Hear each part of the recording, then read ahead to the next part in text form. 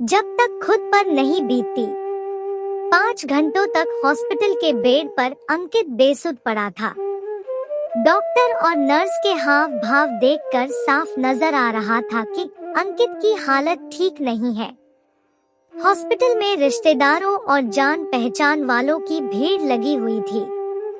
सभी सोमेश और ममता जी को धीरज बंधा रहे थे। डॉक्टर ने 24 घंटे का समय दिया था। ममता जी का रो रो कर बुरा हाल था। बार बार भगवान से प्रार्थना कर रही थी। सोमेश जी का तो ऐसा हाल हो गया था, मानो काटो तो खून नहीं, उनकी तो बोलती ही बंद हो गई थी। उन्हें ऐसा लग रहा था मानो उनके गुनाहों की सजा उनके बेटे को मिल रही है। उन्हें अंदर से आत्मग्लानि होने लगी। आज उन्हें किसी की जान की कीमत समझ में आई जब खुद के बेटे की जान पर बन आई। कहते हैं ना, जब तक खुद पर ना बीते दूसरों के दर्द का एहसास नहीं होता। रह रहकर उन्हें अपनी पत्नी से कही हुई बातें याद आने लगी। 1 सप्ताह पहले की ही बात है। वे जैसे ही घर में घुसे, ममता सुबह का अखबार दिखाते हुए गुस्से में कांपते हुए बोली, आपके द्वारा बनाई गई सड़क पर कल फिर एक मासूम बच्ची की जान चली गई और पता नहीं कितनी जाने जाना और बाकी है। तो मैं क्या करूं? सोमेश जी खींचकर बोले। आप नहीं करेंगे तो और कौन करेगा? आपके द्वारा बनाई गई सड़कें 1 साल भी नहीं टिकती। पहली ही बारिश में उसमें बड़े बड़े गड्ढे हो जाते हैं, जिसमें फंसकर कई मासूमों की जान चली जाती है। ममता बिना डरे बोले ही जा रही थी। चुप रहो, जब समझ में नहीं आता तो बोला मत करो। तुम्हें क्या मालूम कि ठेका प्राप्त करने के लिए मुझे कितने पापड़ बेलने पड़ते हैं। खर्चा भी बहुत हो जाता है, तब जाकर टेंडर पास होता है। ऐसे में मैं अगर मजबूत और टिकाऊ सड़क बनाऊंगा तो मुझे प्रॉफिट कितना होगा, कभी सोचा है? और ऐसे ही हर साल सड़कें बनेंगी तो मुझ जैसे ठेकेदारों को काम मिलता रहेगा। सोमेश जी लापरवाही से बोले, मुझे आपकी यही आदत अच्छी नहीं लगती। हमेशा पैसे के पीछे भागते रहते हैं, मानवता तो आप में है ही नहीं। ममता जी कुड़ते हुए बोली, तुम्हें इन फालतू चक्करों में पड़ने की कोई जरूरत नहीं है। तुम्हारा काम है घर संभालना, तो घर संभालो। मेरे काम में दखलंदाजी मत करो।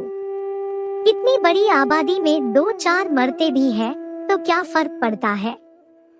गुस्से में बोलते हुए सोमेश जी बाहर निकल गए थे।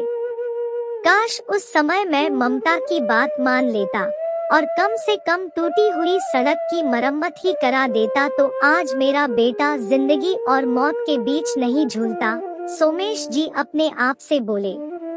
कैसा है अंकित? शर्मा जी ने कंधे पर हाथ रखते हुए पूछा तो वो वर्तमान में आ गए। जवाब में वो बेबस नजरों से शर्मा जी को देखने लगे। हौसला रखिए, अंकित जल्दी ही ठीक हो जाएगा। शर्मा जी सांत्वना भरे स्वर में बोलते हुए पास वाली कुर्सी पर बैठ गए। रात आंखों ही आंखों में बड़ी बेचैनी से कटी। सुबह तो हुई मगर निराशा के बादल नहीं छटे। अंकित की हालत में अभी भी कोई सुधार नजर नहीं आ रहा था।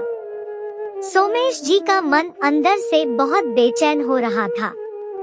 पता नहीं उन्हें क्या सुझा कि अचानक वो कुर्सी से उठकर हॉस्पिटल के परिसर में रखी गणेश जी की मूर्ति के सामने जाकर खड़े होकर मन ही मन अपने पापों का प्रायश्चित करने लगे। हे भगवान, मेरे गुनाहों की सजा मेरे बेटे को मत देना, उसे बचा लो भगवान। मैं वादा करता हूँ, अब से जो भी काम करूँगा पूरी ईमानदारी और निष्ठा से करूँगा। प्रायश्चित करने के बाद उनका मन कुछ हल्का सा हो गया। वो फिर से कुर्सी पर आकर बैठ गए।